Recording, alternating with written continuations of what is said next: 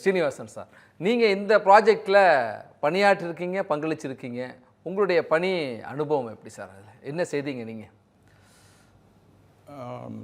இந்த GSLV F-16 ராக்கெட்டை இந்தியாவில் உள்ள மொத்த கம்பெனிகளில் தொழிற்சாலைகளில் 500க்கும் மேற்பட்ட தொழிற்சாலைகளில் இதனுடைய உதிரி பாகங்கள் உருவாக்கப்படுகின்றன. அந்த வகையில் நான் சார்ந்திருந்த தொழிற்சாலைகளில் நிறைய இதன் முதல் ஸ்டேஜினுடைய திட இயக்க motor cases, separation motor cases, இந்த மாதிரி இந்த ஓபிஎல்எஃப்னு சொல்லக்கூடிய ஹீட் ஷீல்டு அந்த சிஸ்டம், இதெல்லாம் வந்து மேனுஃபேக்சரிங் பண்ணியிருக்கிற என்னுடைய கண்காணிப்பில் செய்திருக்கேன். அதில் எனக்கு மிக்க பெருமையாக இருக்கிறது. இந்த 5:40 நிகழக்கூடிய இந்த வரலாற்று சிறப்புமிக்க நிகழ்வு இதுக்கு ரொம்ப முக்கியமானது. இது என்ன காரணம் என்றால், இன்றைய காலகட்டத்தில் விண்வெளி ஆராய்ச்சியில் ஜாம்பவான்களான நாசா மற்றும் இஸ்ரோ இணைந்து உருவாக்கிய தொழில்நுட்பத்தில் உருவாக்கிய அதிக பணச்செலவில் பொருட்செலவில் உருவாக்கிய இந்த செயற்கைக்கோள் இன்னும் 3 முதல் 5 ஆண்டு காலம் அரிய பல பணிகளை செய்து, அதாவது இந்த இயங்கிக் கொண்டிருக்கின்ற இந்த பூமி கண்ணுக்கு தெரியாத நிறைய இயக்கங்கள் நடந்து கொண்டிருக்கின்றன, மாற்றங்கள் நடந்து கொண்டிருக்கின்றன. அந்த மாற்றங்களை வானில் ஒரு கண் மாதிரி இது 24 மணி நேரமும் இதனுடைய சிக்னல், ரேடாரோட சிக்னல் வந்து மேகங்களை ஊடுருவி போய் அந்த மைக்ரோவேவ்ஸ் சிக்னல் பூமியை தொட்டு திரும்பி வரக்கூடிய சமிக்கைகளை கலெக்ட் செய்து தொகுப்பாக்கி அதை அனலைஸ் செய்து கிளியரான ஒரு இன்டெலிஜென்ட் இமேஜை உருவாக்கி தரக்கூடிய டெக்னாலஜி தான். இப்போது நமக்கு ஒரு வயிற்று வலி என்றால் எக்ஸ்ரே எடுக்கிறோம், அதுக்கு அடுத்த தெளிவில்லை என்றால் ஸ்கேன் எடுக்கிறோம், அதற்கு சிடி ஸ்கேன் எடுக்கிறோம், அதன் பிறகு எம்ஆர்ஐ ஸ்கேன் எடுக்கும்போது மிக துல்லியமாக அந்த என்ன நிகழ்வு இருக்கிறது என்பதை, இமேஜ் இருக்கிறது என்பதை துல்லியமாக அதே மாதிரியான இந்த செயற்கைக்கோளுடைய டெக்னாலஜி மிக துல்லியமாக பூமியில் நடக்கின்ற மாற்றங்களை, உதாரணமாக பனிச்சரிவு, நிலச்சரிவு, முதன்மையாக அண்டார்டிகா மற்றும் ஆர்க்டிக் பிரதேசத்தில் உள்ள கிரையோஸ்பியர்னு சொல்கிறாங்க. இந்த கிரையோஸ்பியரோட மூமெண்ட்டை பார்க்குறதுக்கு மானிட்டர் பண்ணலாம். அதே மாதிரி டீஃபாரஸ்ட்ரேஷன், அதை மானிட்டர் பண்ணலாம். அந்த காலத்துலலாம் பார்த்திங்கன்னா விவசாய நிலங்கள் வந்து எவ்வளோ இருக்குதுன்னு தெரியாது. இப்போ சேட்டலைட்டை வச்சு தரவு கிடைக்கும் போது அதை வந்து துல்லியமாக கணக்கிடலாம்.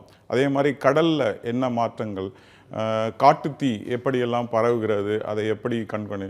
ஸோ ஒரு 12 நாட்கள் ஒரு முறை முழு உலகத்தையும் இது ஸ்கேன் செய்து, ஒரு முறை ஸ்கேன் செய்யும் போது 250 மீட்டர் விட்த்துக்கு ஸ்கேன் பண்ணோம். அதனுடைய தரவுகள் கிடைக்கும். மேலும் இது மிக பெரிய அளவிலான 140 பீட்டாபைட் மெமரி, அந்த அளவுக்கு தரவுகளை இதில் பதிவு செய்து எடுக்கலாம். இதில் இஸ்ரோவின் பங்கு, இந்த செயற்கைக்கோளை வெற்றிகரமாக நிலைநிறுத்தி தர வேண்டியது இஸ்ரோவின் பங்கு முக்கியமானது. அதில் எனக்கு மிக்க மகிழ்ச்சி அளிக்கும். ஜிஎஸ்எல்வி F-16 உங்களுடைய பங்களிப்பு மிக முக்கியமான ஒன்றாக இருக்கிறத பார்க்க முடியாது சார். புவியை ஆய்வு செய்யணும்னு சொல்கிறோம்ல, புவியை ஆய்வு செய்கிறதுக்கு நிறைய கிட்டத்தட்ட 300க்கும் மேற்பட்ட செயற்கைக்கோள்கள் ஏவப்பட்டிருக்கு. அதில் எனக்கு 20-30 செயற்கைக்கோள்கள் புவியை தான் வந்து ஆய்வு பண்ணுறது, கண்காணிக்குது. இப்போ இதனுடைய தேவை எங்கேருந்து வருது? இப்போ ஒவ்வொரு நாடும் அவங்களுடைய தேவைக்காக அந்த சேட்டலைட்டை டிசைன் செய்து அவர்களுக்கு மட்டும் பயனளிப்பதற்காக அந்த சேட்டலைட்டை ஒவ்வொரு நாடும் விண்ணில் ஏவுகிறார்கள். அது அவர்களுடைய தரவுகளை தெளிவாக தரும். ஆனால் இந்த செயற்கைக்கோளின் தேவை என்னவென்றால், 2007ஆம் ஆண்டு முதல் புவி வெப்பமயமாதல் முதலான பல இடர்பாடுகளால் பூமியில் சந்திக்கக்கூடிய மாற்றங்களை உலக விஞ்ஞானிகள் ஒரு ஆராய்ச்சிக்காக, எல்லாருடைய தேவை இது, உலகமே மொத்த உலகத்திற்கான தேவை இது. ஸோ உலக விஞ்ஞானிகள்லாம் சேர்ந்து இந்த தேவையை எதிர்கொள்வதற்காக இப்படி ஒரு சேட்டலைட் டிசைன் பண்ண வேண்டும் என்ற இது வந்தது. இந்த ப்ராஜெக்ட் வந்து 2014 ஆய்வுக்கு டிசைன், ஃபேப்ரிகேஷன் நிறைய ஸ்டேஜஸ் இருக்கிறதுனால, டெஸ்டிங் இந்த மாதிரி இருக்கிறதுனால, ஆக்சுவலி பார்த்தீங்கன்னா 2024 மார்ச்சில் லான்ச் பண்ண வேண்டிய பல்வேறு தொழில்நுட்ப இது தொழில்நுட்ப கோளாறுகள், உதாரணத்துக்கு இதில் நிறைய ரிஃப்ளெக்டர்ஸ் இருக்குது. இந்த ரிஃப்ளெக்டர்ஸ் வந்து தெர்மல் டெஸ்டிங் பண்ணும்போது அந்த டெம்பரேச்சர் வந்து ஜாஸ்தியாக இருந்தது. ஸோ அதனால் அதை திரும்ப அதனோட அந்த ரிஃப்ளெக்டர்ஸ்க்கு தெர்மல் ப்ரொடெக்ஷனுக்காக வேண்டி திரும்ப நாசாவுக்கு, ஜெட் ப்ரொபல்ஷன் லேபுக்கு, நாசாவுக்கு அனுப்பி அதை சரி பண்ணி கொண்டு வந்திருக்கு. அதே மாதிரி பார்த்திங்கன்னா இதனோட சிறப்பு அம்சம் என்னென்னா, இந்த GSLV F-16 முதல் தடவையாக துருவ வட்டப்பாதையில், இதுவரை பார்த்தீங்கன்னா துருவ வட்டப்பாதையில் சூரியனை ஒத்த வேகத்திற்கு இசைக்கு உள்ள போலார் சன் சிக்ரனஸ் ஆர்பிட் சொல்லுவாங்க, அந்த ஆர்பிட்டில் செலுத்துறதுக்கு இதுவரை PSLV ராக்கெட் தான் யூஸ் பண்ணிகிட்டு இருந்தாங்க. PSLV polar satellite launch vehicle.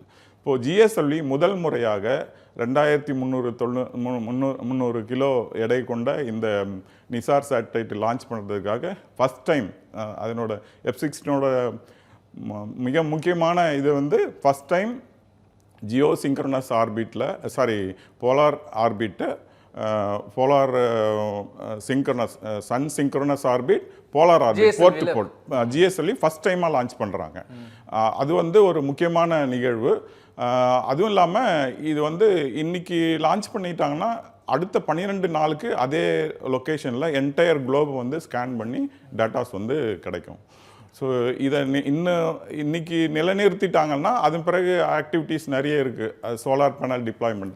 இந்த ஆண்டனா வந்து பார்த்திங்கன்னா 12 மீட்டர்ஸ் ஆண்டனா. இது வந்து ஒரு மெக்கானிக்கல், ஒரு பூ விரிகிற மாதிரி மெக்கானிக்கலாக அதை அந்த ஆண்டனா செப்பரேட் பண்ணணும், அது விரிக்கணும், அது டிப்ளாய் பண்ணணும். அதுதான் வந்து முக்கியமான ஒரு ஆக்டிவிட்டி. அதே மாதிரி இத்தகைய பெரிய 12 மீட்டர் விட்டமுள்ள ஆண்டனா முதல் தடவையாக இந்த சேட்டலைட்டில் இதுவாக இருக்குது. அதே மாதிரி நிறைய ஸ்டெபிலைசேஷன், 3 ஆக்சிஸ் ஸ்டெபிலைசேஷன் சொல்லுவாங்க, அதெல்லாம் வந்து ரொம்ப டிஃபிகல்ட் டாஸ்க் இருக்குது.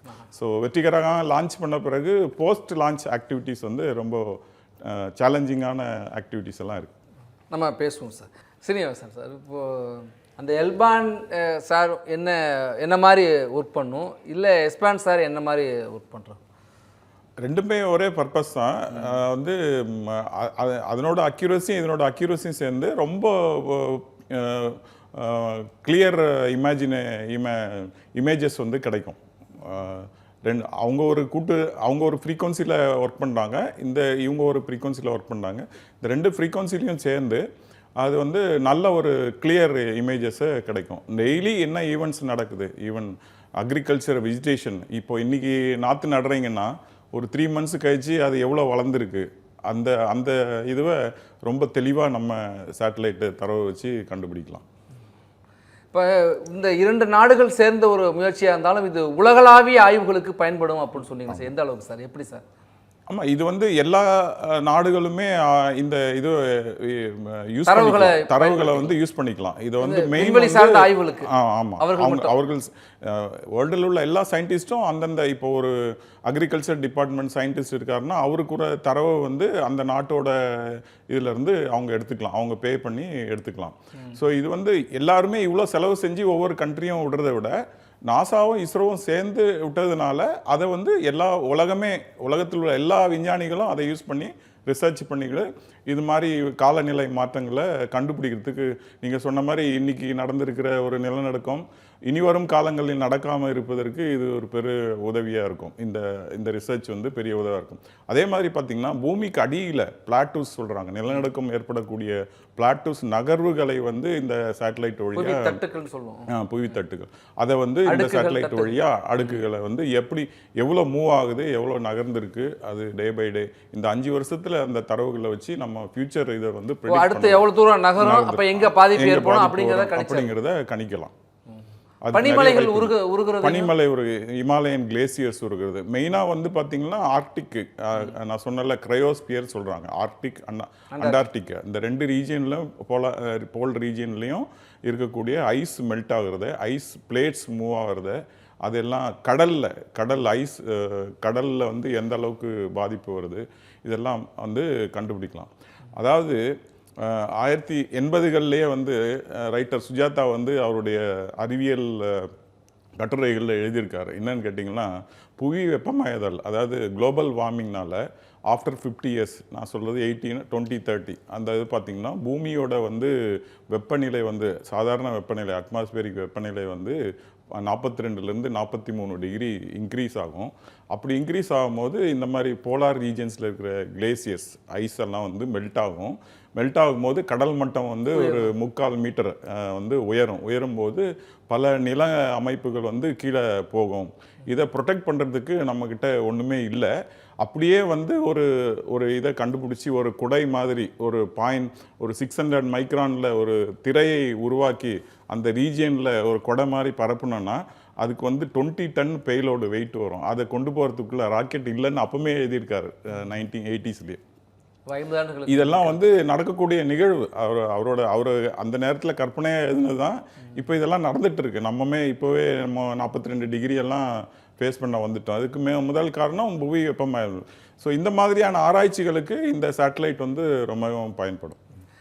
சீனிவாசன் சார், இப்போ கிரையோஜெனிக் பெர்ஃபார்மன்ஸ் நார்மல் அப்படின்லாம் சொல்கிறாங்கல்ல, என்ன சார் சொல்லிட்டு இருக்காங்க? நிலைகளாக ஒவ்வொரு நிலை, அதாவது இந்த ராக்கெட் GSLV F-16 என்று 3 நிலைகளை கொண்டது: திடநிலை, திரவநிலை, கிரையோஜெனிக் நிலை. ராக்கெட்டுகள் வந்து ஏன் நிலைகளாக இது பண்ணுறாங்கன்னா, ஒரு ஃபுல் ராக்கெட்டாக இருந்ததுன்னா அதனோட மேக்ஸிமம் பார்த்திங்கன்னா ஒரு 75% வந்து ப்ரொப்பலண்ட் ஃபியூயலோட வெயிட் தான் இருக்கும். இப்போ வந்து இப்போ இந்த 2 டன்னு சேட்டலைட்டு நீங்கள் லான்ச் பண்ணுறதுக்கு டோட்டல் ராக்கெட்டோட வெயிட் வந்து 420 டன்னு. அதாவது அதில் வந்து மேக்ஸிமம் வெயிட் வந்து ப்ரொப்பலண்ட் ஃபியூவல் அதனுடைய வெயிட்டு. ஸோ இதில் பார்த்தீங்கன்னா திடநிலை, திரவநிலை, கிரையோஜெனிக் நிலைன்னு சொல்கிறாங்க. இதுக்கு என்ன டிஃப்ரென்ஸ்னு பார்த்தீங்கன்னா, இப்போ நம்ம வந்து ஒரு லிட்டர் வாட்டரை வந்து பாயில் பண்ணணும் 100 டிகிரி செல்சியஸ்க்கு. அப்போ நீங்கள் என்ன பண்ணீங்கன்னா, ஒரு திடப்பொருளை யூஸ் பண்ணிங்கன்னா, விறகு யூஸ் பண்ணிங்கன்னா 1 kg யூஸ் பண்ணுறீங்கன்னு வச்சுங்க. இதே வந்து திரவ எரிபொருளான கெரோசின் யூஸ் பண்ணிங்கன்னா ஒரு 1/2 kg. இதே கேஸ் யூஸ் பண்ணிங்கன்னா அதை விட கம்மியாகும். ஸோ இதுதான் டிஃபரன்ஸ். இப்போ ராக்கெட்டில் என்ன இதுன்னு பார்த்தீங்கன்னா பெர்ஃபார்மன்ஸ், அது வந்து ஸ்பெசிஃபிக் இம்பல்ஸ் சொல்கிறாங்க. இப்போ நீங்கள் பைக் வாங்கினீங்கன்னா மைலேஜ் பார்க்குறீங்க, அது மாதிரி ராக்கெட்டில் என்னென்னா ஸ்பெசிஃபிக் இம்பல்ஸ். அது 1 kg ஃபியூவல் நீங்கள் பர்ன் பண்ணிங்கன்னா எவ்வளோ வெயிட் நீங்கள் தூக்கிட்டு போகலாம், அதுதான் வந்து ஸ்பெசிஃபிக் இம்பல்ஸ் சொல்கிறது.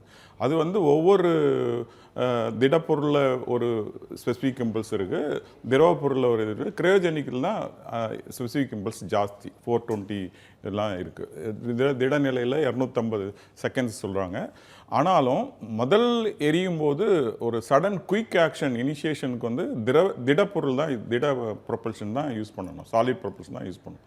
அதனால் வந்து அந்த ஏன் நிலைகளாக கண்டுபிடிக்கிறாங்கன்னா, இந்த பொருள் ஃபியூவல் எரிஞ்ச உடனே அந்த எம்டி மாஸை கொண்டு போகக்கூடாது, அது அன்னசரியாக இழுத்துட்டு போகும். ஏன்னா கோயிங் அகேன்ஸ்ட் கிராவிட்டி.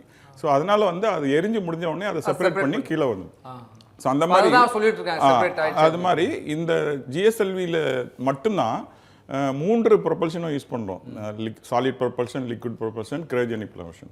இதில் வந்து ரொம்ப காம்ப்ளிகேட்டட் வந்து திரவ லிக்விட் ப்ரொபல்ஷன் தான். ஏன்னா வந்து அதில் நிறைய பம்ப் இருக்குது. 110 லிட்டர் ஃபியூவல் ஆக்சிடைசர் பர் செகண்டுக்கு பம்ப் பண்ணி என்ஜின்குள்ளே அனுப்பணும். அப்போ தான் அவ்வளோ த்ரஸ்ட், 80 டன் த்ரஸ்ட் டெவலப் ஆகும்.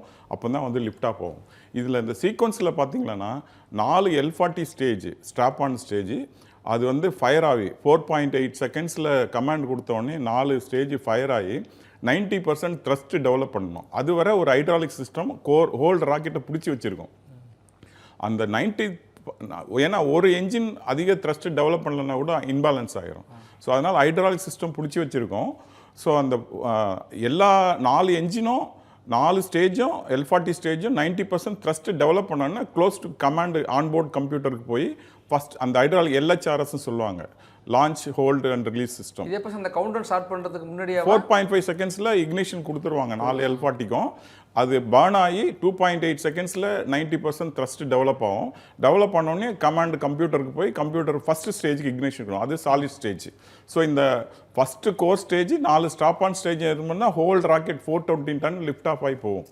ஸோ இது மாதிரி இது வந்து ஒரு 139 செகண்டுக்கு ஃபஸ்ட்டு ஸ்டேஜ் ஃபயர் ஆகும் ப்ளஸ் L40. அதுக்கப்புறம் அது முடிஞ்ச உடனே செப்பரேட் ஆகி கீழே விழுந்துடும், கடலில் விழுந்துடும். அடுத்து செகண்ட் ஸ்டேஜ் இக்னைட் ஆகும், அது ஒரு 250 செகண்ட்ஸுக்கு ஃபயர் ஆகும். அதுக்கு அடுத்து கிரையோஜெனிக் ஸ்டேஜ். கிரையோஜெனிக் ஸ்டேஜோட மெயின் இது என்னென்னா, கடைசியில் வந்து ஒரு பொருள் சேட்டலைட்டை இவ்வளோ மாஸ் இருக்குது, அந்த மாஸை வந்து ஒரு இன்ஜெக்ஷன் வெலாசிட்டிங்கிறது அச்சீவ் பண்ணணும். அது வந்து 7.5 km/s. ஒரு செகண்டுக்கு 7.5 கிலோமீட்டர் அந்த இன்ஜெக்ஷன் வெலாசிட்டி அச்சீவ் பண்ணணும். அச்சீவ் பண்ணாதான் அந்த சேட்டலைட் வந்து சர்க்குலர் ஆர்பிட்டில் போகும். அது அச்சீவ் பண்ணுறது தான் கிரையோஜெனிக் ஸ்டேஜோட மெயின் பர்பஸ். இப்போ ஃபுல்லாக கிரையோஜெனிக்கில் தான் போயிட்டு இருக்கு. கடைசியில் இன்ஜெக்ட் பண்ணும்போது கிரையோஜெனிக் ஸ்டேஜ் தான், தேர்ட் ஸ்டேஜ் தான் இன்ஜெக்ட் பண்ணும் சேட்டலைட் ஆர்பிட்டில். நம்ம ஆல்மோஸ்ட் சக்ஸஸ்ஃபுல் ஆயிடுச்சு. அப்போ இல்லை போயிட்டு இருக்கு. அடுத்த ஒரு வினாடிகளில் நம்மளுக்கு இன்னும் ஒரு 200 செகண்ட்ஸ் இருக்கும்னு நினைக்கிறேன். இந்த ப்ராஜெக்ட் இவ்வளவு போயிட்டு இருக்கு, இதுக்கு இப்போ இது முழு பயன்பாட்டுக்கு வர்றதுக்கு, இது முழுமையான செயல்பாட்டுக்கு வர்றதுக்கு இன்னும் எவ்வளோ நாள் சார் ஆகும்? இப்போ இந்த இன்னும் 20 நிமிடத்துக்குள்ளே இது சுற்றுவட்ட பாதைக்கு போயிடும். அதற்கு பிறகு இதனுடைய பயன்பாடு, இதனுடைய வேலையை ஆரம்பிக்கணும்னா எப்போது? அதாவது இந்த சேட்டலைட்டு ஆஃப்டர் இன்ஜெக்ஷன் இன்னும் சில வினாடிகளில் இன்ஜெக்ஷன் ஆரம்பிச்சிருவாங்க. இன்ஜெக்ட் ஆன உடனே அதை மேனோவரிங் பண்ணணும். சேட்டலைட்டை மேனோவரிங் வந்து ஒரு பெரிய டாஸ்க்கு. அதை கிரவுண்ட் ஸ்டேஷன் கண்ட்ரோல் கொண்டு வரணும். அவங்க வந்து ட்ராக் பண்ணி அதை மேனோவரிங் பண்ணணும். மேனோவரிங் எல்லாம் அங்கே ஜெட் ப்ரொபல்ஷன் லெபரட்டரியிலேருந்து தான் பண்ணுவாங்க. மேனோவரிங் பண்ணிவிட்டு then solar panel deployment, antenna deployment, இதெல்லாம் வந்து டாஸ்க்கெல்லாம் இருக்குது. அது முடிஞ்சு தென் சேட்டலைட்டு ஸ்டெபிலைசேஷன் நடந்து தென் கம்யூனிகேஷன் கேலிபிரேஷன்ஸ், இந்த ரேடார் சிக்னல்ஸ் எல்லாம் கேலிபிரேட் பண்ணுவாங்க. கேலிபிரேட் பண்ணி முடிச்சுட்டு தென் கமிஷனிங் பண்ணிவிட்டு ஆக்சுவல் டேட்டாஸ் வந்து எடுக்க ஆரம்பிப்பாங்க. அது ஒரு 3 மாதம் ஆயிரும். 90 டேஸ் கமிஷனிங் 90 டேஸ் சொல்லியிருக்காங்க. பெருமித தருணம். இந்த மகத்தான சாதனையை நிகழ்த்திருக்கிற இஸ்ரோ அனைத்து ஊழியர்களுக்கும், இஸ்ரோவை சார்ந்த எல்லாருக்கும் என் மனமார்ந்த மகிழ்ச்சியையும் நன்றியும் தெரிவித்துக் கொள்கிறேன். அதே நேரத்தில் இது ஒரு மகத்தான சாதனை, இதை உலக நாடுகள் அனைத்தும் பயன்படுத்த போகிறது என்று வியந்து பார்க்கும்போது இந்தியாவுக்கு ஒரு பெருமை மிக்க ஒரு விஷயம்.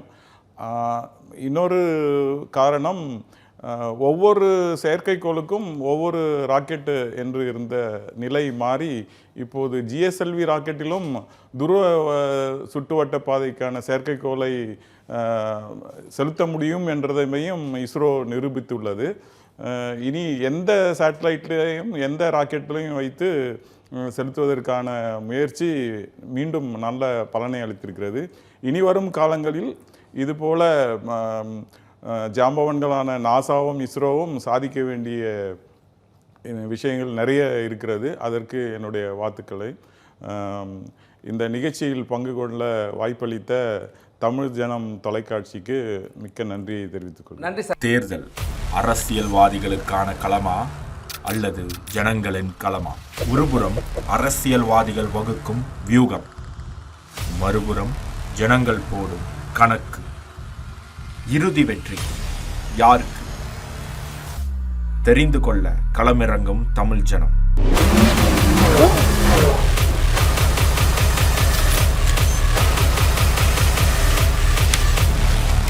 ஆகஸ்ட் 1 முதல் இணைந்திருங்கள் தமிழ் ஜனம் தொலைக்காட்சியுடன்.